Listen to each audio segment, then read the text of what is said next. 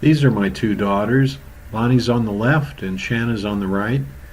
They're both from New York City and they've never been backpacking. We have an adventure going to the Grand Staircase National Monument in southern Utah. We started from the town of Escalante in Utah, and we enjoyed going to the local hamburger place called Nemo's, at least until we found out that Nemo's was the name of the guy in 1934 who disappeared in the canyons that we were going to. The first thing we did was drive out to the trailhead and got our car stuck in the sand right up where you couldn't move a thing. So here we were walking in the middle of the desert there at the heat of the day, and the two girls tell me they're going to manifest a ride way out there 2.5 hours away from Escalante where there's no cell phone service at all. And darn, within a few minutes, somebody appears on the horizon in a car and actually gives us a ride to civilization again, where we can start over. The next day, we get a better start, and we are hiking here to the lip of the canyon, to the Escalante River Canyon, where Coyote Gulch is the place we want to get to, connects. And there's a few cairns to show our way, but we want to get to an entry point that is called Crack in the Wall. The Escalante River Canyon has cliff walls at least 600 feet everywhere in this area.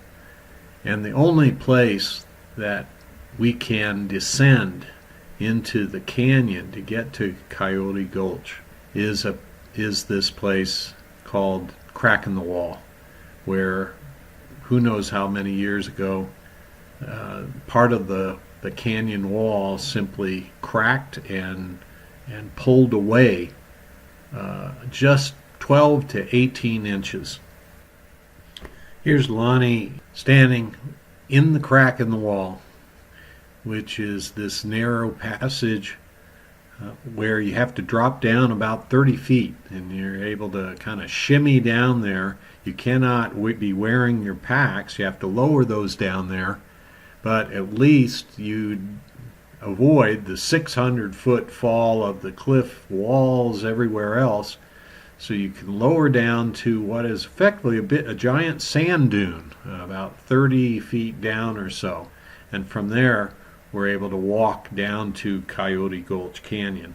Here we've dropped down through the crack in the wall, and Lonnie and Shanna are standing there at the top of the sand dune before we walk down about a mile to Coyote Gulch, which is down to the left side there. In the distance, you can see one of the largest arches in the world called Stevens Arch.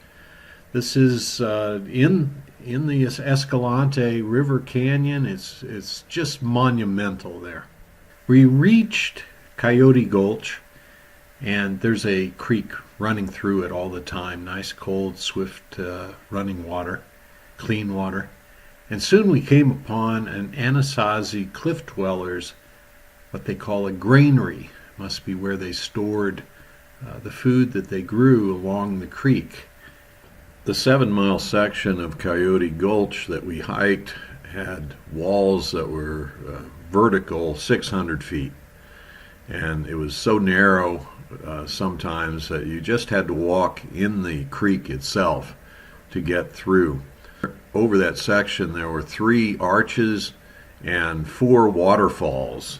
Waterfalls are very beautiful to look at, but it's another matter to try to hike around them. This is Coyote Natural Arch. After sleeping overnight, we were in a hurry to get to the exit point, and we had been told that the exit was right to the left of the arch, and we mistook this as the arch we needed to make an exit.